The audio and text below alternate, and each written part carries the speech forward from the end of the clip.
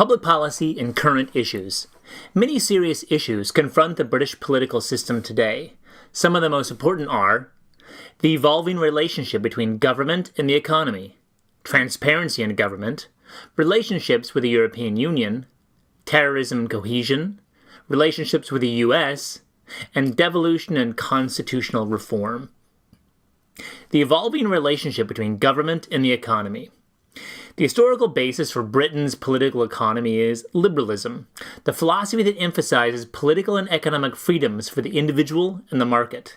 Yet liberalism in Great Britain has been reshaped over the years, particularly in recent decades. The recession that began in late 2007 deepened the economic issues that preoccupied the government, as unemployment rates went up and business earnings decreased. The state-owned Bank of England, which is the central bank for all of Britain, responded to the economic crisis in September 2008 by cutting interest rates and by buying government bonds and corporate debt. The bank has kept interest rates low since then, but Britain's economy was slow to recover until 2013, when GDP began to grow and unemployment rates began going down. Since the end of World War II, the British government has redefined its relationship with the economy several times. Until the 1970s, the collective consensus philosophy was based on social democratic values that support a great deal of government control of the economy, including the nationalization of many major industries. The approach taken is called Keynesianism, after British economist John Maynard Keynes, in which the government took action to secure full employment, expand social services, maintain a steady rate of growth, and keep prices stable. Then, Margaret Thatcher reversed this trend by emphasizing neoliberalism, a revival of the old political and economic philosophy of liberalism that had guided Britain in earlier years. Thatcher's policies moved toward a free market economy and denationalization of industries. Since then, the government has tried to establish a middle way, but the best balance between state control and the free market is a matter of great dispute. During the Blair years, 1997 to 2007, the Prime Minister teamed with Gordon Brown, the Chancellor of the Exchequer, Treasury, to craft the direction of the political economy. By 2001, the Blair-Brown team had succeeded in bringing down Britain's misery index, inflation plus unemployment, down to a new low. While holding income tax rates steady, the government still managed to fund a variety of welfare programs, including those intended to improve living standards and job opportunities for the poor. However, with the recession that began in late 2007, economic growth stagnated, and the new coalition government faced growing deficits. As GDP growth slowed significantly, the government looked for ways to cut the budget, putting a particular squeeze on public sector spending, such as healthcare and education. In response, David Cameron advocated his Big Society, a vision of Britain's future that emphasizes greater roles for private companies, charities, and employee-owned cooperatives, groups funded by the state but embedded in society. Cameron's argument is that the British state has become too big, impersonal, and monolithic, and he wants to devolve more power to local councils and individual citizens. Austerity programs. The Liberal Democrats generally shared Cameron's vision, but the coalition suffered criticism for its drastic reduction in public spending.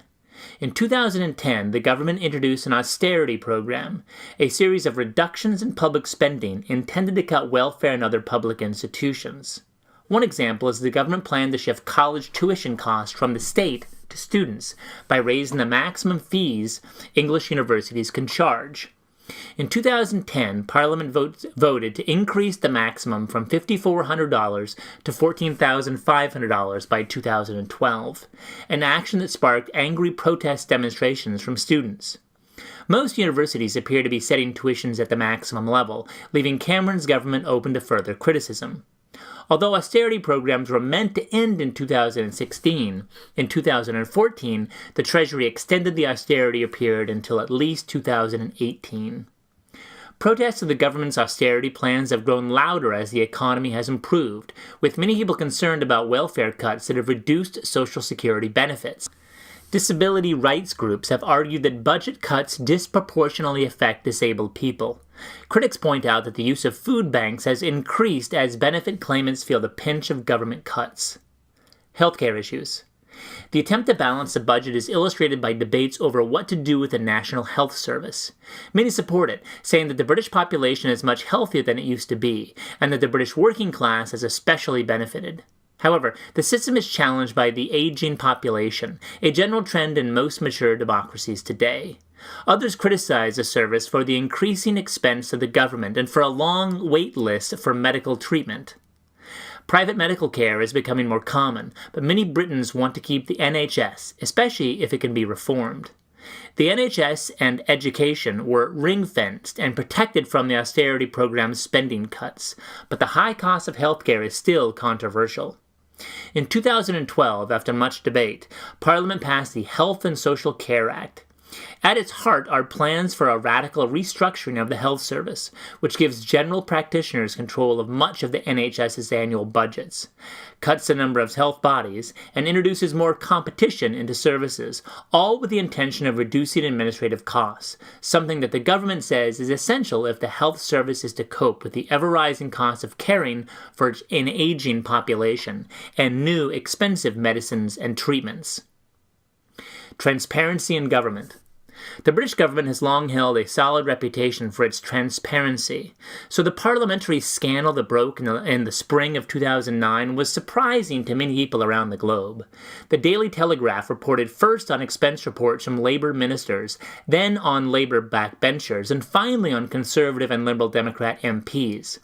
The reports revealed huge amounts of personal expenses charged to the government, ranging from small everyday purchases to thousands of pounds worth of home improvements. One particularly controversial type of spending was categorized as the second homes allowance for MPs who maintain homes in both London and their constituencies. Some MPs were getting reimbursements for improvements to both of their homes, and others were spending money on their homes just before they reclassified them as main residences, even though both practices were against the rules for the second homes allowance. The depth of the damage to Parliament's image was reflected by the resignation of Michael Martin, the House of Commons Speaker, who claimed thousands of pounds for a chauffeur-driven car that drove him about his Glasgow constituency, one of Britain's poorest. The British public reacted strongly against these exposures, causing the leadership to apologize for the entire Parliament and promise that colleagues would pay back unjustified claims. Brown called for an end to the function of Parliament as a gentleman's club that makes its own rules on members' benefits. Other reforms demanded wider changes that would make Parliament and the government more accountable to the people. Some suggestions include reducing the number of MPs, parliamentary committees with real powers over oversight and investigation, and primary elections to select parliamentary candidates. This scandal caused British citizens, already beleaguered by recession, to lose trust in their government. Even before the scandal, on April 2009, YouGov poll showed very low political efficacy rates among Britons, with a third of the respondents indicating that they trusted no politician to tell the truth. Of course, the fact that the scandals have been exposed indicates that the transparency level is still high, since an independent press may freely criticize the government. The coalition government elected in 2010 made increased transparency a priority, with the Prime Minister's office announcing in late 2010 the launching of a new website, whose purpose it was to provide users with information about government activities and policies. The website features detailed information about ministers' schedules and access to videos of the Prime Minister's statements and questions in Parliament. Relations with the European Union. British insularity has always meant that the country tends to keep its allies at arm's length. The British government did not enter the common market, a precursor to the European Union, when it was established in 1957. When Britain finally decided to enter in the early 1960s, its membership was vetoed twice by French President Charles de Gaulle.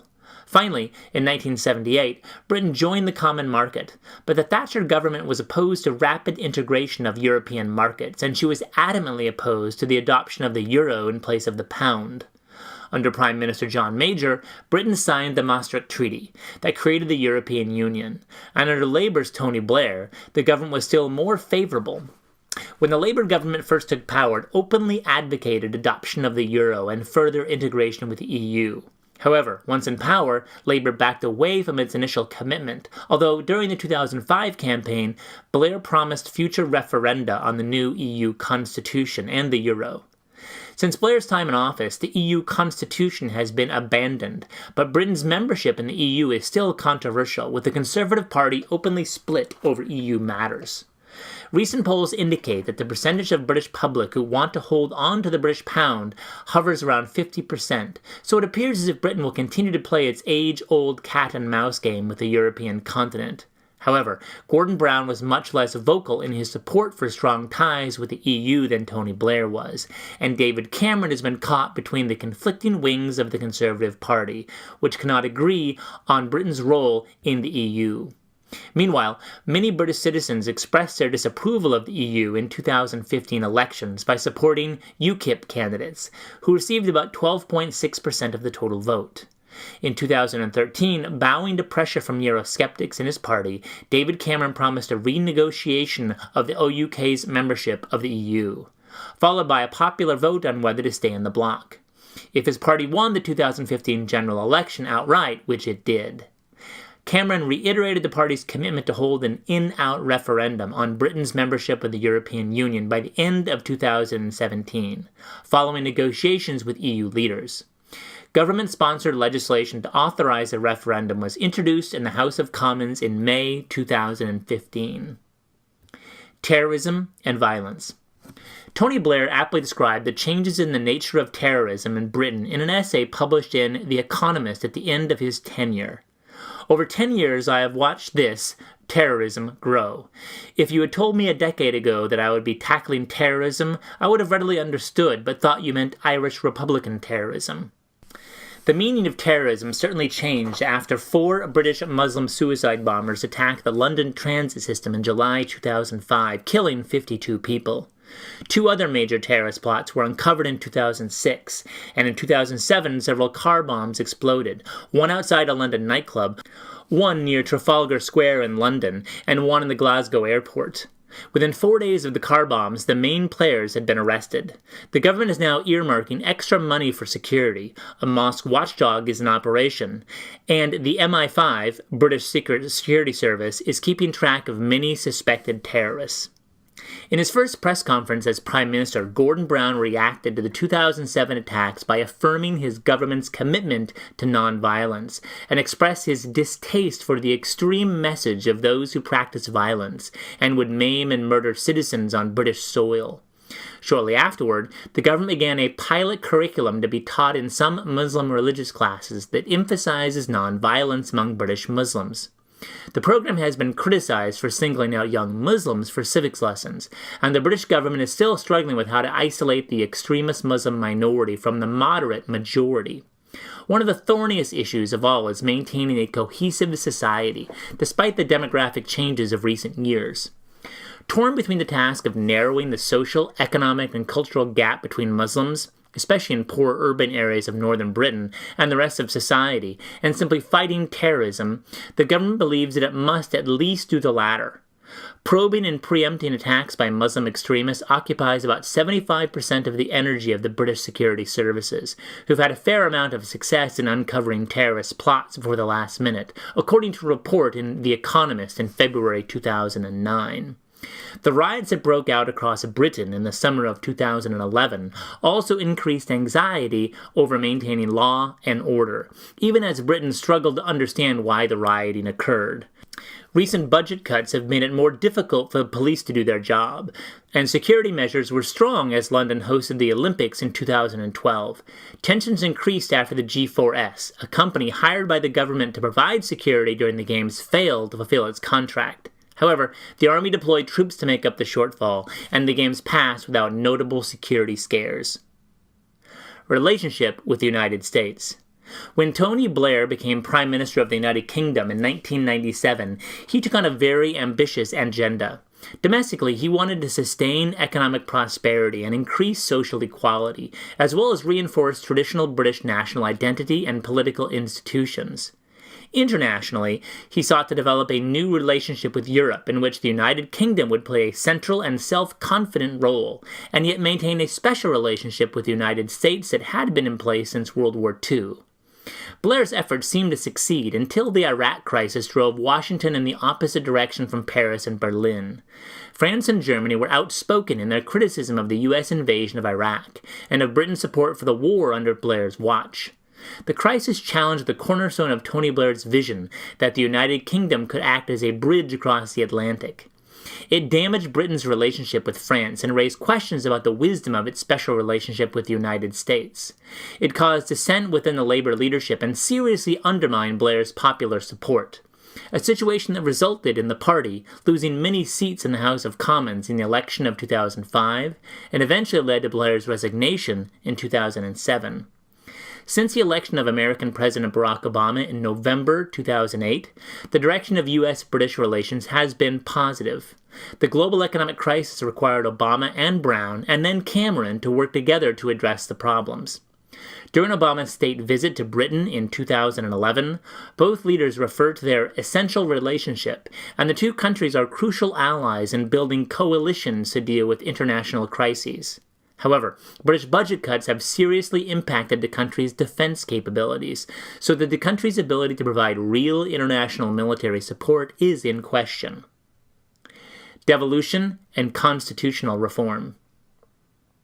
The British government is still a unitary one, with the most authority emanating from London. However, continuing desire by the Scottish and Welsh for their independence and the problems with Northern Ireland have led to the development and implementation of the policy of devolution, or turning over some political powers to regional governments. Even before Margaret Thatcher delayed the process when she took office in 1979, the Labour Party supported devolution. However, a 1977 referendum to create Scottish and Welsh assemblies failed. In 1999, though, referenda in both regions passed, and each now has its own regional assembly, which has powers of taxation, education, and economic planning. Northern Ireland. In the 1998 Good Friday Agreement, a parliament was set up for Northern Ireland as well, although London shut down its activities after violence broke out in 2002. The Northern Ireland Assembly remained suspended for almost 5 years, not reopening until May 2007. A new challenge was presented to the Assembly in early 2009, when 2 British soldiers and a police constable were killed, and dissident Republican terrorists claimed responsibility for both killings. These first murders of members of the security forces since 1998 brought thousands out in peaceful protest rallies across Northern Ireland. Some observers found hope in the response by political leaders of Sinn Féin, the Democratic Union Party, and the English boss of the Northern Ireland Police, who appeared and were photographed standing shoulder to shoulder outside the Northern Ireland Assembly. Just how much these new parliaments will affect London's authority is yet to be seen. Devolution has also included the creation of the Office of Mayor and a General Assembly for London, giving the city more independence from the central government.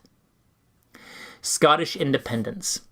In recent years, the movement for Scottish independence has gained momentum, coming up for a vote in a referendum in September 2014. The Scottish Parliament set the arrangements for the referendum in November 2013, when it passed the Scottish Independence Referendum Act, allowing an agreement between the Scottish and the UK governments.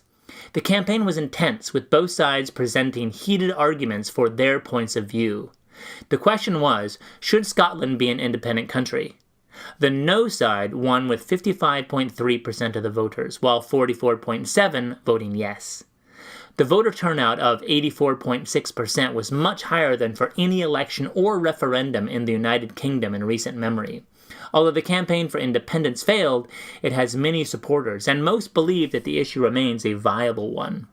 Some critics have argued that devolution should be only one step toward modernizing the political system.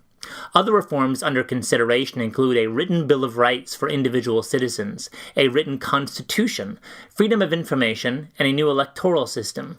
One crucial reform, proportional representation, was rejected by British voters in 2011.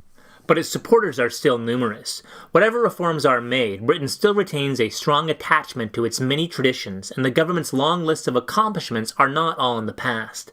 As the nation redefines both external and internal political relationships, Britain still serves as a role model for the development of democratic traditions in the modern world.